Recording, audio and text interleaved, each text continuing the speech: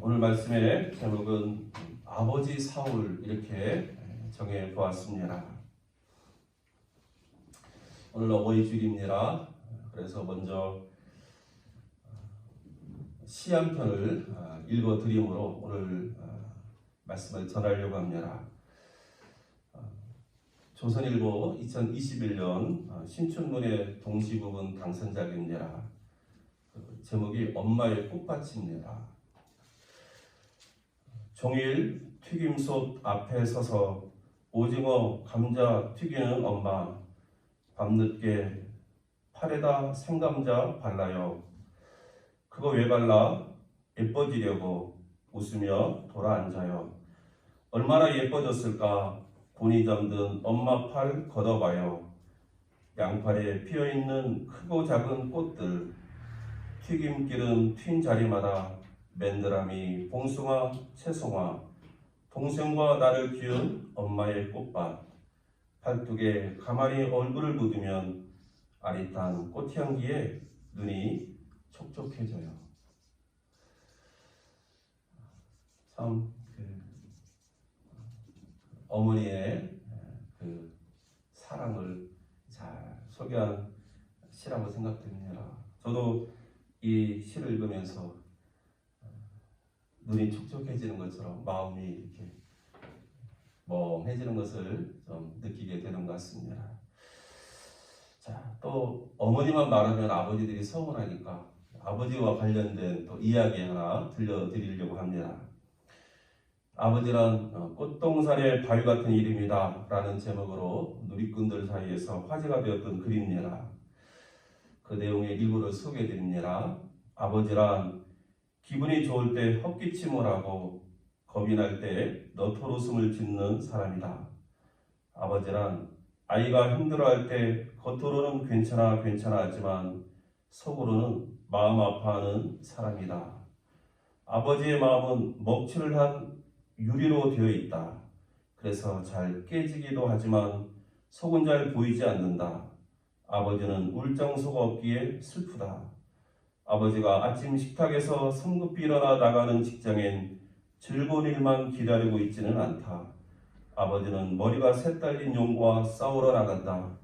그것은 피로와 끝없는 일과 직장 상사에게서 받는 스트레스다. 그러고는 끊임없이 내가 아버지 노릇을 제대로 하고 있나? 내가 정말 아버지다운가 하며 자책한다. 아버지란 자식을 결혼시킬 때 하나없이 울면서도 얼굴에는 웃음을 나타내는 사람이다. 아들, 딸이 밤늦게 돌아올 때 어머니는 10번 걱정하는 말을 하지만 아버지는 10번 현관을 쳐다본다. 아버지의 행복은 자식들이 환하게 웃을 때다. 참 아버지의 마음을 또 잘 이렇게 소개하는 글이 아닌가 싶습니다. 특별히 저는 이 글을 읽으면서 아버지는 울장소가 없기에 슬프다. 이 대목을 읽을 때 마음이 또 먹먹해지는 것을 느낍니다.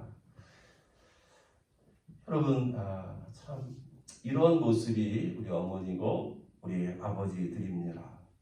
사실 남들이 잘 인정해주지 않아도 그래도 우리라도 우리 부모님, 우리 어머니와 우리 아버지를 좀 인정해드리고 또 격려해드리고 위로해드려야 되지 않겠나 싶습니다. 사실 우리 교회는 어르신들이 참 많은 교회입니다. 그렇지만 우리 서로를 격려하는 의미로 이 어버이주를 맞이해서 어머니와 아버지 다시 한번 힘내십시오 하면서 우리 격려으로 우리 박수 한번 치겠습니다. 아무튼 화이팅입니다. 이스라엘의 그 절기 가운데는요 월삭이라는 절기가 있습니다. 이 월삭은 명월 초하루를 가리킵니다. 명월 초하루는 그달을 대표하는 날로서 지난달 지켜주신 은혜를 감사하고 또 새로운 한 달을 하나님께 의뢰하는 그런 날이었습니다. 그래서 이날에 먼저 나팔을 불어서 선포했고 또 모든 노동을 금지하면서 하루를 쉬었습니다. 그리고 하나님 앞에 희생제사, 특별히 속죄제와 감사제를 드렸습니다. 이 월삭 절은 사흘간 종교적 축제가 열렸습니다. 그리고 이 축제는 왕이 주관하였습니다. 이제 월삭 자리에 음식을 먹으려고 자리에 앉고 있습니다. 사울왕은 평시와 같이 벽을 기대고 모든 사람을 볼 수 있는 그 자리에 앉았고, 그 옆에는 사울의 군대 장관이었던 아브넬이 앉아 있습니다. 사울의 아들 요나단은 사울왕과 군대 장관 아브넬을 좀 이렇게 그 앞에서 예의를 표시하기 위해서 지금은 잠시 일어서 있습니다. 그런데 다윗의 자리가 비어 있습니다. 사실 다윗은 사울왕이 자신을 죽이려고 하였기 때문에 일부러 그 자리를 피한 것입니다. 대신에 사울의 아들 요나단을 통해서 사울왕이 자신을 정말 죽이려고 하는지 알고 싶었습니다. 그래서 일부러 그 자리를 피한 후에 사울왕의 반응을 살피고자 한 것입니다. 하지만 사울왕은 다윗의 이런 고의적으로 자리를 피한 것을 알지 못했습니다. 그래서 26절에 보는 것처럼 그에게 무슨 사고가 있어서 부정한가 보다, 정령이 부정한가 보다 이렇게 대수롭지 않게 여겼습니다. 이 본문에서 말하는 사고는 어떤 재난을 의미하는 말이 아닙니다. 율법에 명시되어 있는 부정하게 하는 일을 의미합니다.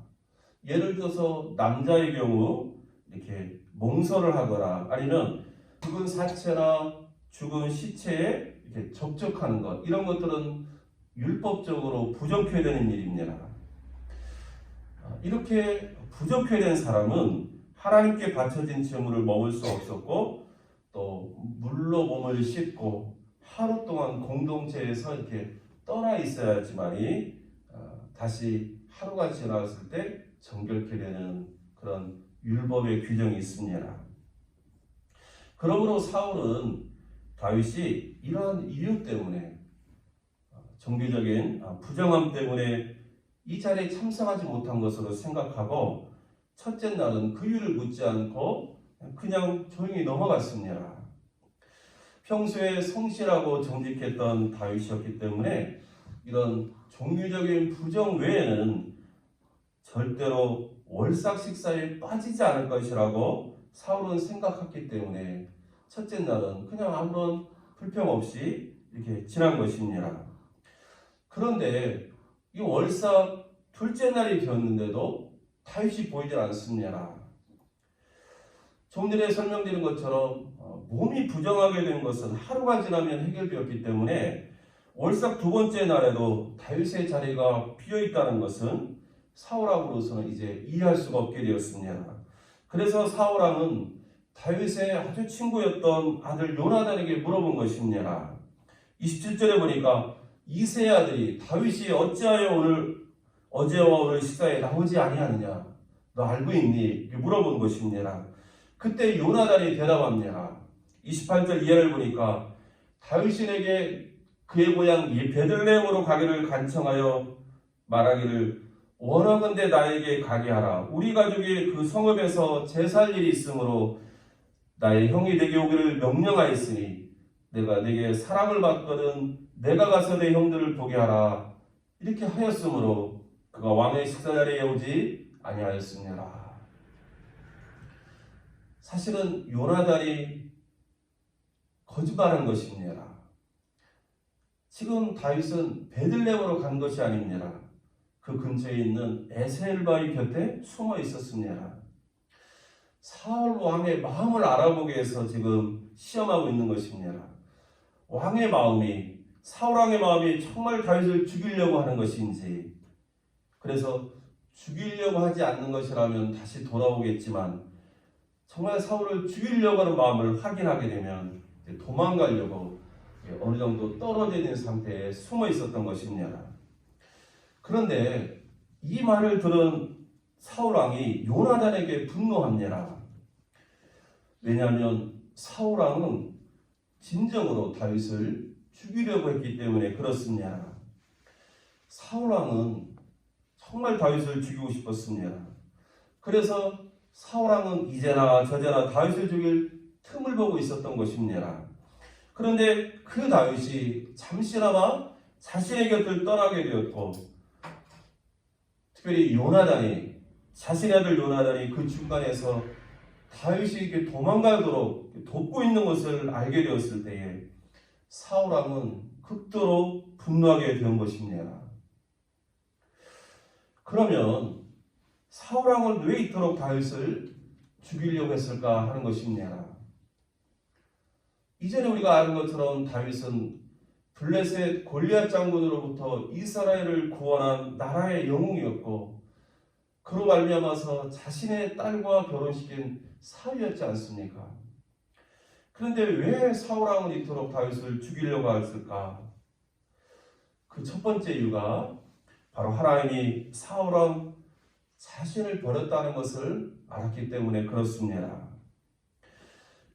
하나님이 버린 사울 왕은, 하나님 앞에 버림받은 사울 왕은 그로부터 두려움과 분노 가운데 있었습니다. 하나님은 사울을 이스라엘의 왕으로 삼으신 것을 후회하셨습니다. 사울 왕이 이스라엘의 원수되었던 이 아말렉 족속을 진멸하라는 하나님의 명령을 받고도 그 하나님의 명령을 멸시하면서 불순종하였습니다. 사울 왕은 아말렉 족속을 진멸하라는 하나님의 명령을 분명히 들었음에도 불구하고 아말렉과 아각을 살려두었고, 아말렉 사람에게 있었던 가장 좋은 가축이나 전리품들을 다 죽이거나 버리지 않고 이렇게 좋은 것들만 구별해서 선별해서 자신의 소유를 삼았습니다. 사울 왕은 탈취하기를 급했습니다. 전리품을 탈취하기에 급했습니다. 그러나 하나님의 목소리를 청중하고 또 하나님께서 행하라 하신 그 일을 행하는 것을 더디하였던 것입니다. 일로 하나님은 사울 왕을 버리셨습니다. 하나님은 사무엘 선지자를 통해서 사울에게 말씀하십니다.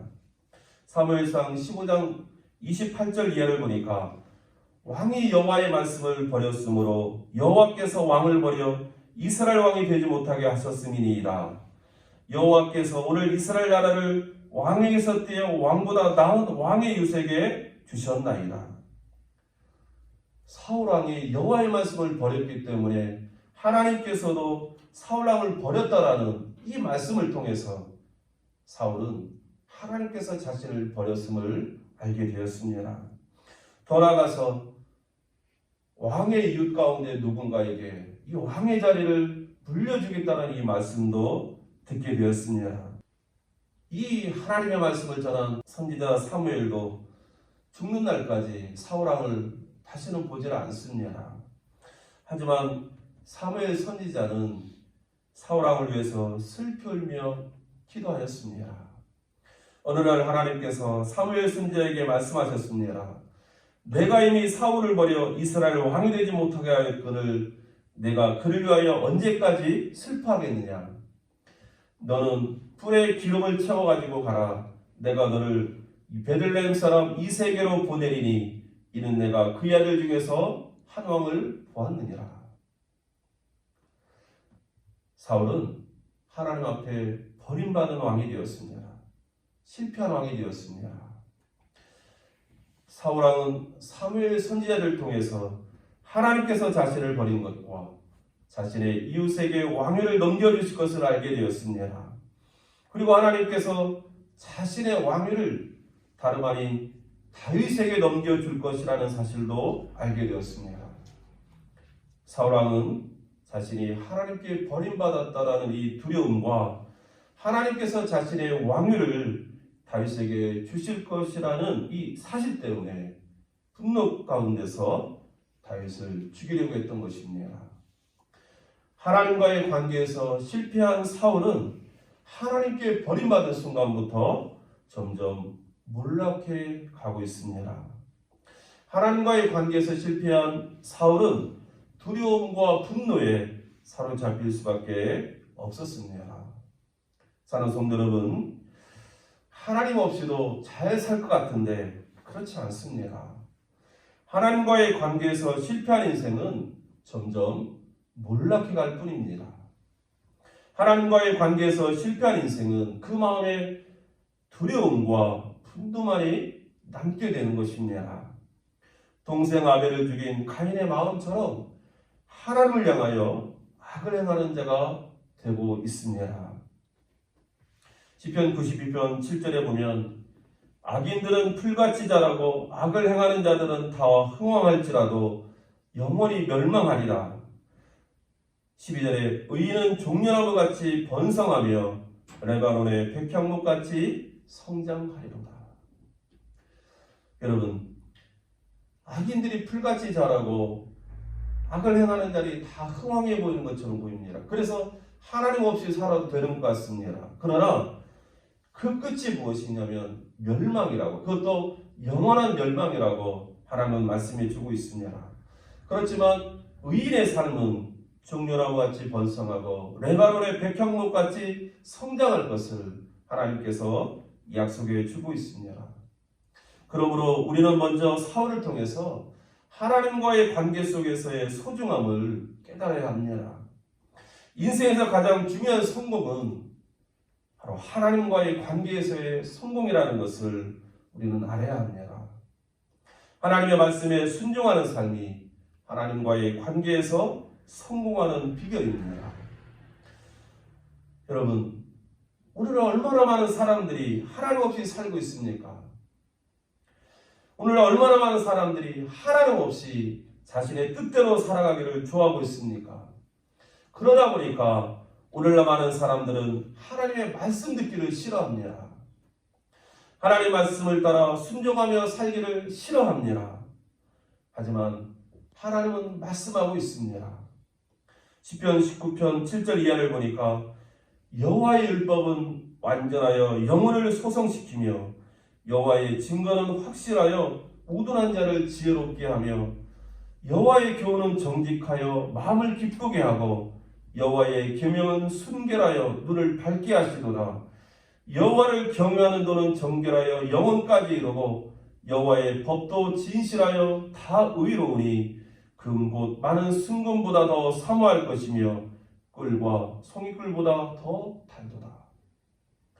오늘날 세상 사람들이 듣기 싫어하는 하나님의 말씀이 오히려 우리의 영혼을 새롭게 하고 우리의 눈을 밝게 하고 우리를 지혜롭게 하고 그 하나님의 말씀이 순금보다 더 귀하다고 우리에게 말씀해 주고 있습니다. 그래서 시편 119편 97절 이하를 보면 내가 주의 법을 어찌 그리 사랑하는지요 내가 그것을 종일 작은 소리로 읊조리나이다. 주의 계명들이 항상 나와 함께하므로 그것들이 나를 원수보다 지혜롭게 하나이다. 내가 주의 증거들을 읊조림으로 나의 명철함이 나의 모든 스승보다 나으며 주의 법들을 지킴으로 나의 명철함이 노인보다 나으니이다. 고백하고 있습니다. 주의 말씀은 내 발의 등이요 내 길의 빛이리이다. 고백하고 있습니다. 사랑하는 성도 여러분, 사울왕은 하나님의 말씀에 순종하지 않고 멸시함으로 하나님과의 관계에 실패하였습니다. 사울왕은 하나님의 명령에 불순종함으로 하나님께 버림받았습니다. 하나님께 버림받은 인생에게 무슨 소망이 있겠습니까? 하나님과의 관계에 실패한 인생에게 무슨 소망이 있습니까? 오직 두려움과 하나님을 향한 대적의 마음만이 그의 남은 인생에 깃들게 될 것입니다. 그러므로 하나님과의 관계에서 성공하는 인생들이 다 될 수 있기를 주의 이름으로 축복합니다. 하나님의 말씀에 순종하며 그 계명을 즐거워하는 자들이 되어서 하나님의 말씀에 담겨있는 이 하나님의 약속과 복이 깃드는 복된 인생들이 다 될 수 있기를 주의 이름으로 축복합니다. 아들 요나단의 말을 들은 사울왕이 분노합니다. 다윗을 도와준 아들 요나단에게 사울왕은 입에 담을 수 없는 폭언을 퍼붓습니다.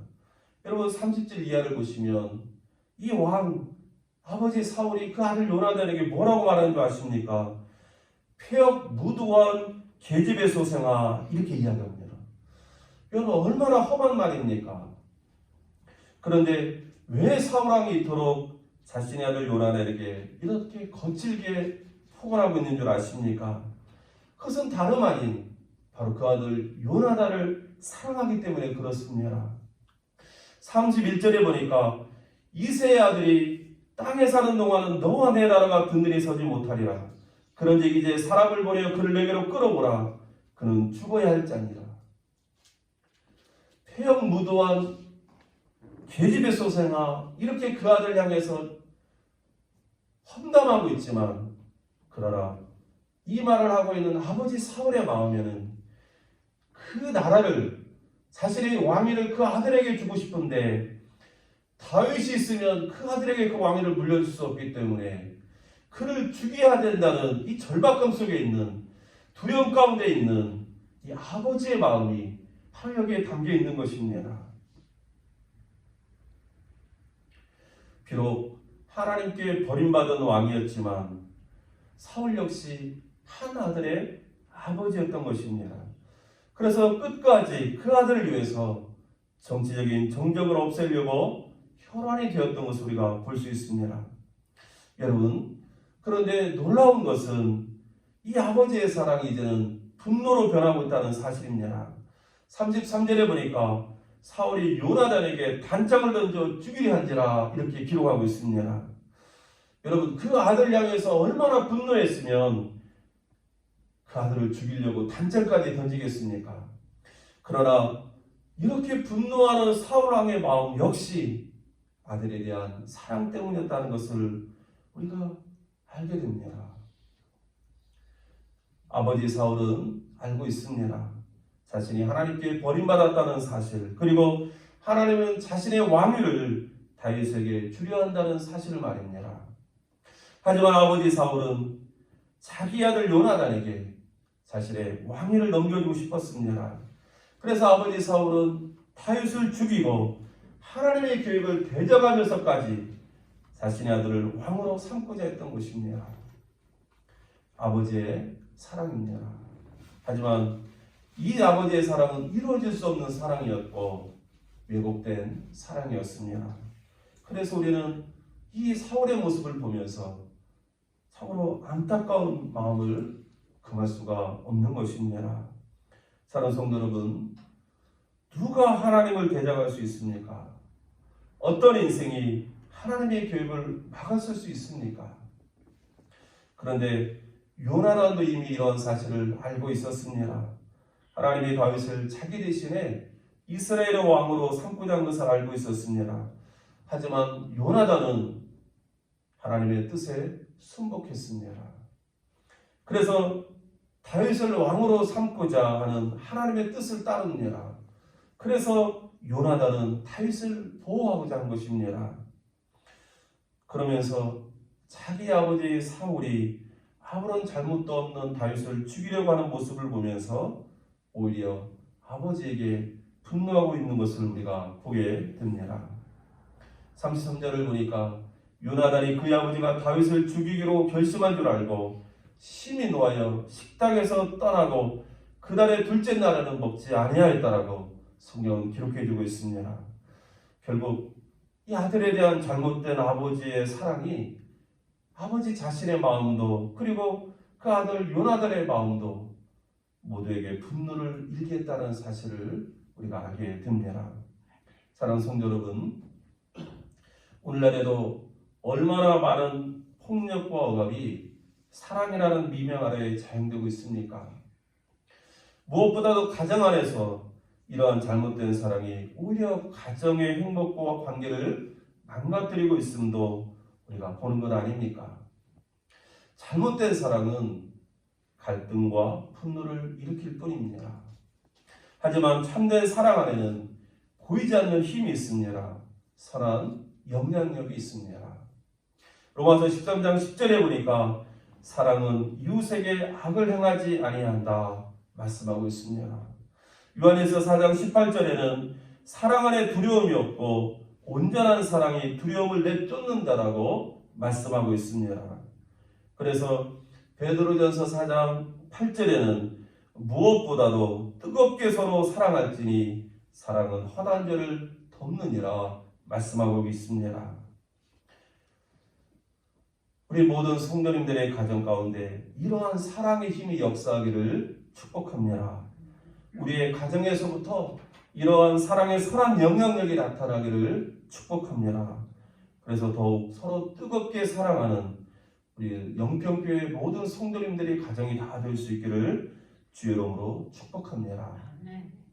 사랑하는 성도 여러분, 하나님께는 실패한 인생이었지만 그래도 아들을 사랑한 나머지 그 나라를 아들에게 물려주고자 했던 아버지 사울의 마음이 우리의 마음을 더욱 아프게 하지 않습니까?